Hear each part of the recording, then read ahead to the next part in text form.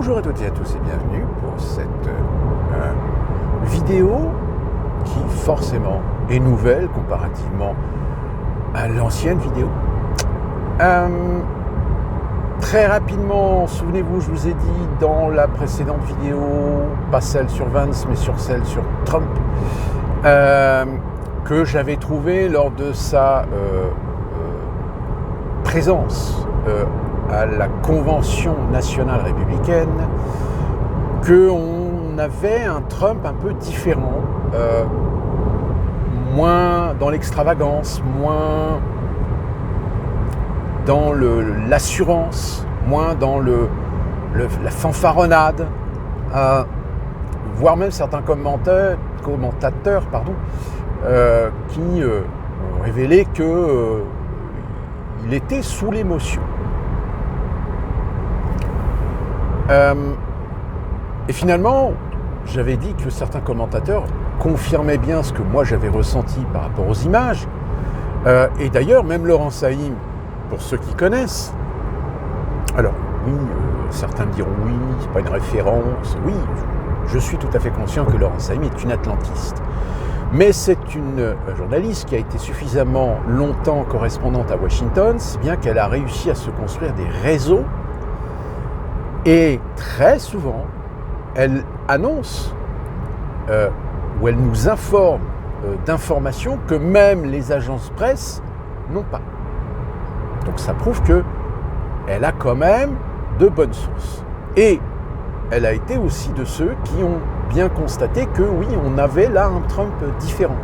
Alors peut-être qu'il est encore sous le choc de la situation, c'est-à-dire que d'avoir finalement frôlé la mort.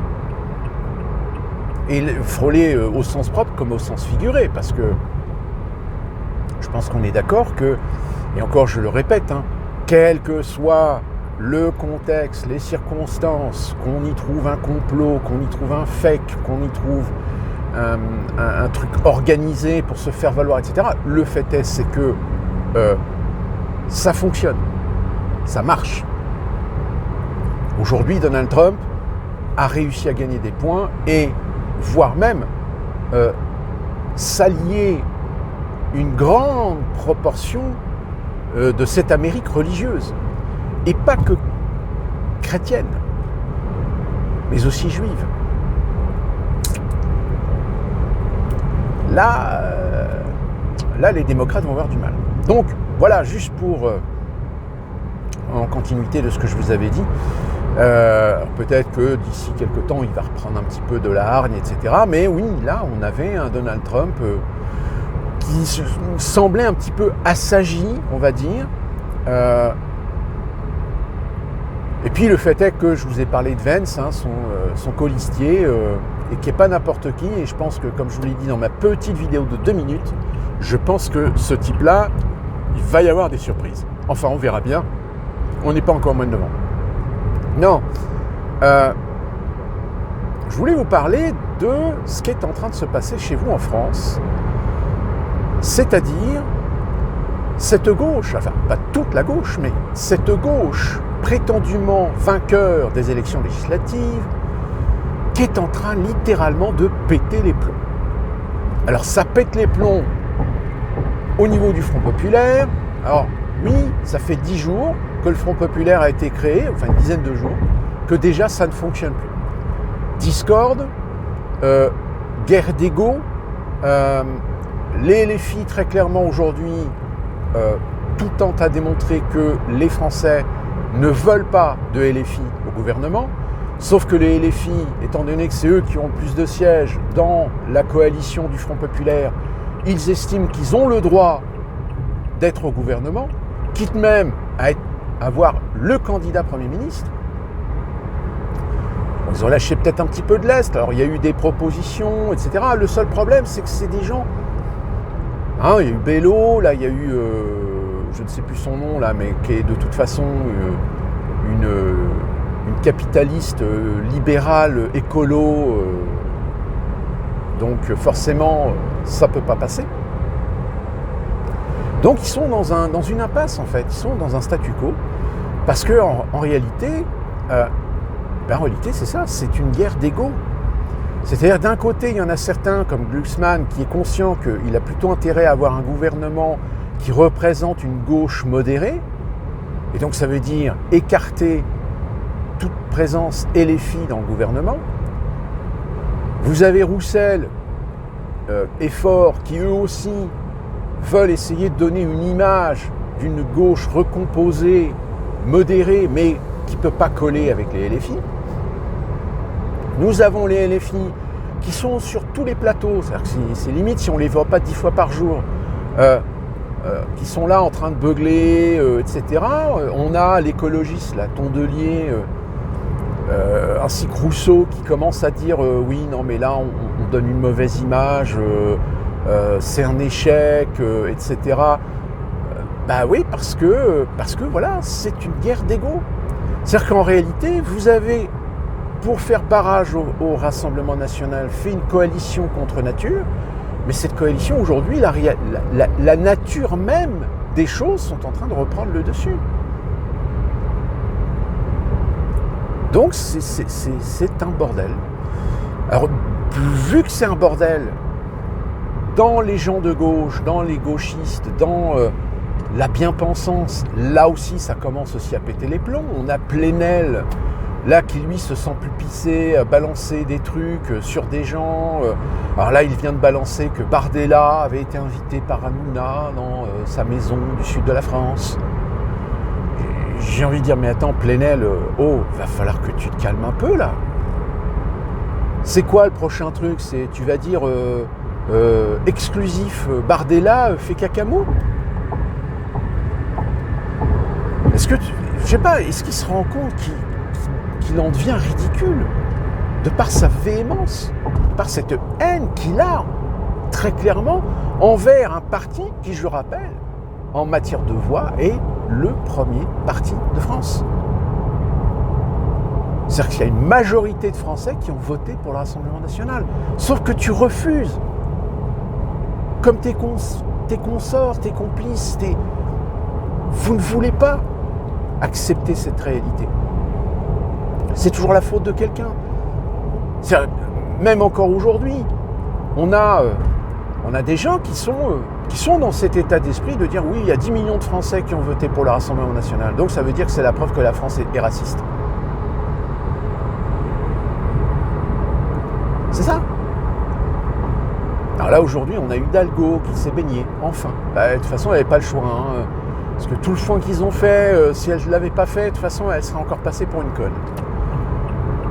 Bon, sauf que vous avez encore beaucoup d'experts, etc., de médecins qui le disent. Ils disent non, même s'il y a des moments où vous pouvez vous baigner en Seine sans prendre de risque, ça ne veut pas dire que quand il va y avoir des compétitions, il n'y aura pas un risque.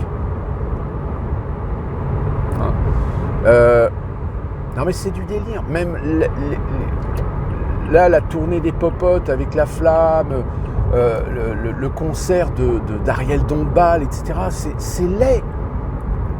C'est laid. C'est pas beau. Je veux dire, est-ce que c'est ça aujourd'hui la France? Est-ce que c'est la France aujourd'hui du wokisme, de la déconstruction, du digressif? C'est-à-dire qu'on fait n'importe quoi, n'importe comment, et tout le monde est content. C'est-à-dire que plus tu fais de la merde, plus il y a des gens qui disent c'est génial. C'est-à-dire, mais les Jeux Olympiques, le pays qui reçoit les Jeux Olympiques, c'est une occasion pour ce pays de montrer de quoi il est capable. C'est-à-dire comparativement, que ce soit aux Jeux de Londres, par exemple. Alors il y en a un qui trouve le moyen de te dire oui, mais alors le jeu de Londres, ils ont construit des trucs en dehors des centres-villes et blablabla, vous rendez-vous compte, alors que là, Paris, ils ont des infrastructures, donc les jeux vont s'approprier le centre de Paris. Ouais. Sauf qu'en matière de sécurité, ça va être un véritable casse-tête.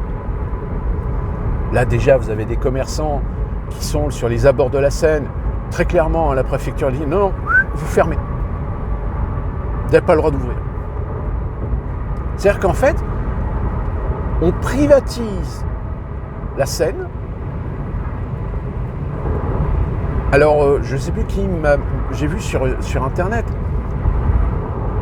les prix d'une zone, je crois, le prix de la place, c'est 900 euros. 900 euros, mais... Ah oui, alors par contre, il y a, je sais plus, il y a 50 000 ou 15 000 invitations qui ont été données à Saint-Denis. Enfin, non, mais ça va être un bordel. Puis surtout, la fameuse cérémonie d'ouverture, hein. Tout le monde s'accorde à dire qu'en matière de sécurité, c'est ingérable. C'est pour ça qu'en réalité, ils vont littéralement fermer tout le secteur. Le coup des QR codes. Est-ce que vous vous rendez compte que les Jeux Olympiques de Londres, les gens qui avaient envie d'y aller se soumettaient aux règles de sécurité, et puis les gens qui n'avaient pas envie d'y aller, ils pouvaient continuer à vivre. Ils pouvaient continuer à circuler dans Londres, aux abords de Londres, etc. Là, Paris, mais ça va être un enfer.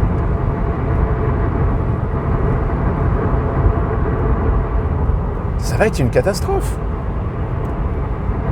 Tant sur le plan économique, parce que les Jeux Olympiques, pourquoi les villes se battent pour organiser les Jeux Olympiques? Parce que ça fait venir du monde. Et qui dit faire venir du monde? Ça veut dire qu'économiquement, ça va faire tourner le commerce. Mais là, je veux dire, quand vous voyez une petite magnète que vous aimantez là, que vous mettez sur le frigo, avec le logo, 6 euros. 6 euros. De toute façon, il y a des gens là qui ont des magasins de souvenirs, hein, ils disent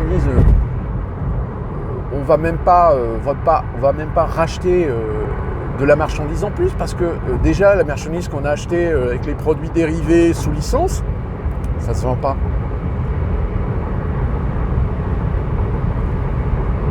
Mais ça, voilà, non mais on va être très clair. Les Jeux Olympiques de Paris, ça a été organisé par des copains, pour les copains.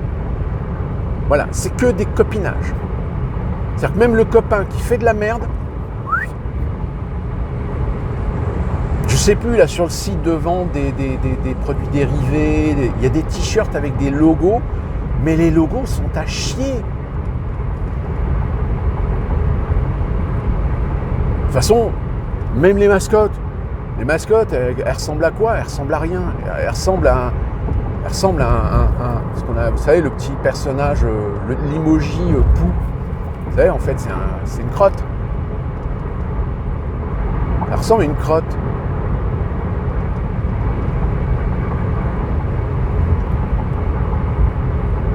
Alors, bon, Attal, sa démission a été acceptée. Il est président maintenant du groupe parlementaire. Donc le 18 juillet, donc cette semaine, ce week-end prochain, hein, normalement, il va peut-être y avoir, ou même la semaine prochaine, moins vendredi, peut-être jeudi-vendredi.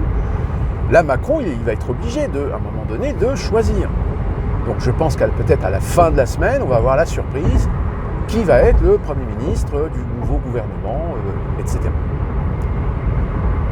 Mais là encore, comme je vous l'ai dit, de toute façon, tout est miné, le terrain est miné. Donc n'importe qui va être à Matignon, de toute façon, c'est même pas sûr qu'il va tenir jusqu'à la fin de l'année. De toute façon, très clairement, ce nouveau gouvernement qui va être formé, il fera pas l'année. Il va sauter avant. Parce que là, malheureusement, c'est les vacances. Donc, c'est vrai que le français, les vacances scolaires, c'est important. Mais à la rentrée, pareil. Là, on avait entendu, les agriculteurs, début juillet, ils vont remettre le bordel parce qu'ils viennent de se rendre compte qu'ils se sont fait baiser. Ah bon? Ils sont où? Ils sont où les agriculteurs, là? On les voit pas?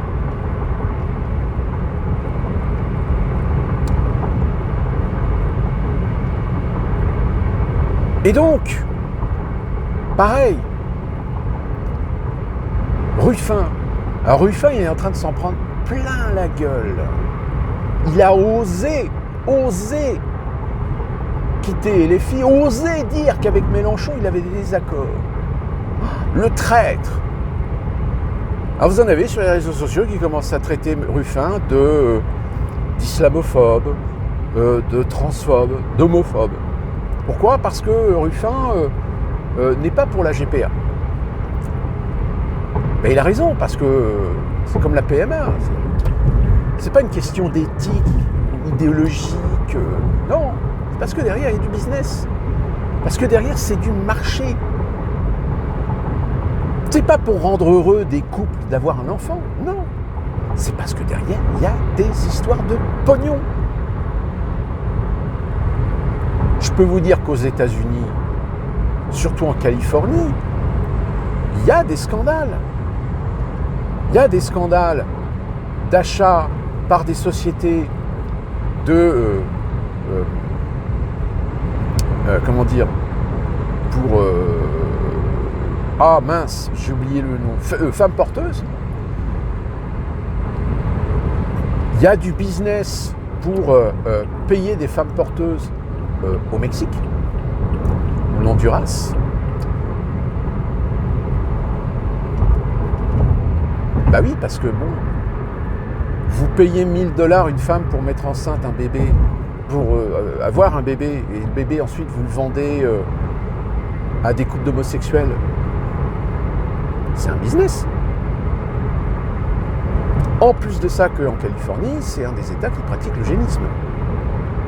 C'est-à-dire la sélection. C'est pas genre, bah tiens, on a un bébé là qui est libre, vous le prenez, bon, c'est un type hispanique, hein, ou c'est un bébé noir, hein, etc. Non. On est blanc, donc on veut un bébé blanc. Il y a même pire. Il y a des parents, il y a des couples hétérosexuels, homosexuels, lesbiens, de couleur, qui veulent un enfant blanc. Si. Je vous le dis. Donc c'est du business, c'est pas... Il y a plus d'éthique. Il y a une éthique de façade, évidemment, parce que tu es un peu obligé, mais derrière, en coulisses, c'est des histoires de pognon. Et la raison pour laquelle Ruffin est contre la GPA, c'est parce que, justement, il y a ce problème, il y a ce flou, que derrière, lui, ce que Ruffin, il voulait, c'est que PMA et GPA soient vraiment régulés et soient une exclusivité d'État. C'est-à-dire qu'il n'y ait pas d'acteurs, d'intervenants, de partenaires, de prestataires privés. C'est l'État, par des services spécialisés, qui gère la chose. Sauf que ça, apparemment, non.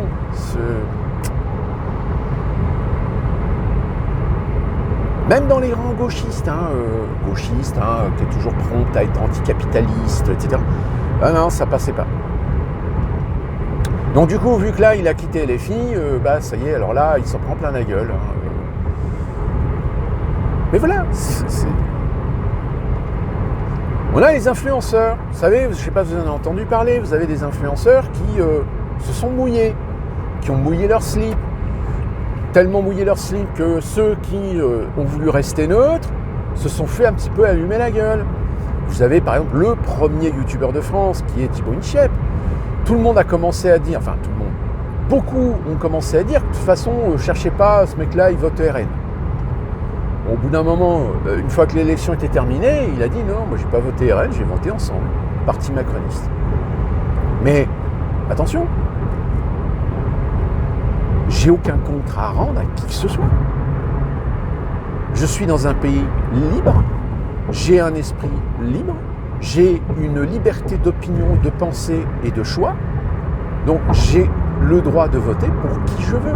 Et c'est pas les réseaux sociaux, c'est pas les influenceurs de gauche, c'est pas influenceurs de gauche, pardon. C'est-à-dire toute cette bien-pensance sociétale qui va me dire pour qui je dois voter. Et c'est ça le problème, c'est que tous ces gens de gauche, tous ces gauchistes fanatiques, patentés, limite, j'ai envie de dire, schizophrènes, égocentriques, fanatiques, pathologiquement propices à être des psychopathes, limite, ne se rendent même pas compte qu'ils sont tout aussi totalitaires, tout aussi véhéments, tout aussi haineux que ceux qu'ils prétendent vouloir combattre. Et ça se voit. Là, très clairement, aujourd'hui, ça se voit.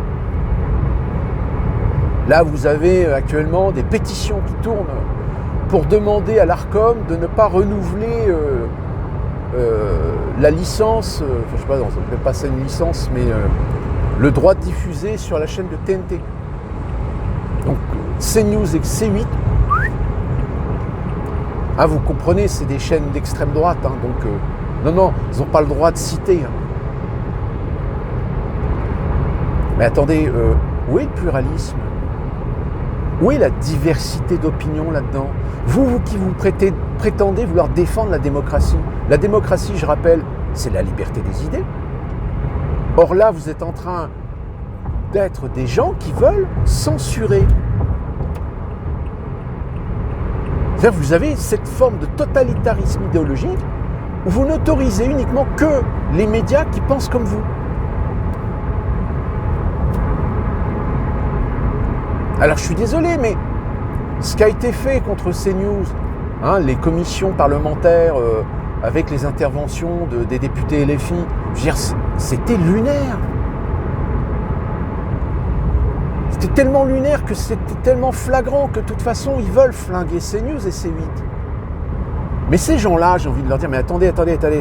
Mais au fait, juste comme ça, à qui appartient CNews et C8 ? Le groupe Canal. Qui est le plus gros contributeur au cinéma français aujourd'hui ? C'est Canal. Donc si demain, vous réussissez à supprimer CNews et C8, qu'est-ce que va faire le groupe Canal ? Eh bien, il va dire, ok, vous voulez la jouer comme ça ? On va la jouer comme ça. On coupe les vivres. On arrête de financer le cinéma français. Et on s'en fout. On a des filiales à l'étranger. On peut très bien se contenter de vivre avec des filiales à l'étranger. Et en France, on fait le strict minimum. C'est quoi la prochaine étape ? Vous allez supprimer Canal+. Et puis une fois que vous aurez éliminé CNews, C8, Canal+, vous allez faire quoi ? Vous allez supprimer BFM ? LCI ? TF1 ? Vous savez quoi ? J'ai envie de dire, à la limite, revenez au principe de l'ORTF. Prenez le pouvoir, faites un coup d'État, une révolution, imposez votre dictature, remettez l'ORTF, comme ça vous aurez tous les pouvoirs. Installez, votez des lois qui interdisent toute contradiction, toute critique. Puisque apparemment c'est ça qui vous dérange. C'est l'esprit critique. Parce que l'esprit critique vous critique. Or, vous n'aimez pas la critique. Surtout quand la critique est constructive. Surtout quand la critique réussit à déconstruire votre raisonnement de débile. Infantile. Simpliste. Ridicule. Et ça, je pense qu'il y a des gens, des politiciens de gauche aujourd'hui, qui sont en train d'en prendre conscience. Que là où l'élection législative avait permis un sursaut, surtout chez les socialistes, eh ben non, vous vous êtes encore plus flingués dans la compromission avec les LFI. Non mais c'est énorme. C'est énorme. Être aussi con. Mais bon, ceci dit, quand je vous dis déliquescence de l'État, déliquescence du pays, déliquescence du paysage politique, etc., on est en plein dedans, les gars. Là, vous êtes en train de le voir dans la réalité de fait, les enfants.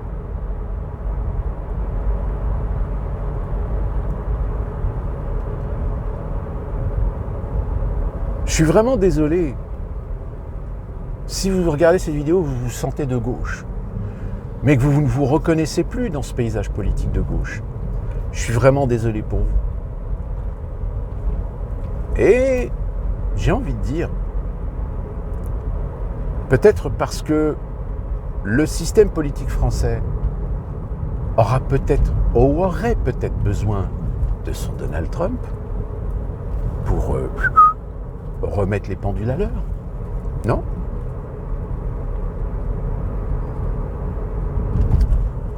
De toute façon, soyons clairs. Vous avez encore 3 ans de Macron. Qu'il démissionne ? Est-ce que vous croyez franchement que c'est le genre de gars qui démissionne ?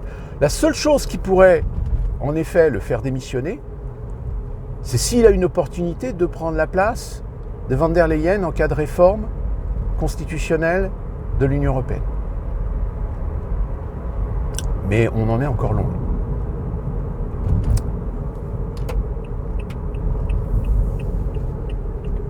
Je pense qu'il y a beaucoup de gens de plusieurs générations qui sont en train de se dire que jamais j'aurais imaginé que la France, que le paysage politique français descende aussi bas,